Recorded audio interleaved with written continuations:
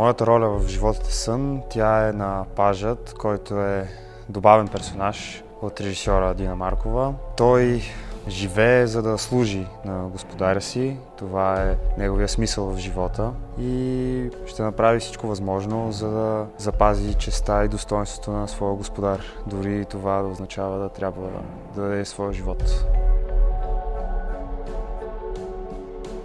Гледал съм Животът е сън, още преди да се запозная с ролята, която трябва да изиграя. Може би преди 4-5 години някъде, в различен състав, на различно място, отзад в бекстейджа на театър Азарян. И още тогава така изключително много ме докосна и текста, и пиесата. Ролята е интересна определено, не бих казал точно трудна. Доста движенческа роля цяло, но е интересно предизвикателство за един актьор.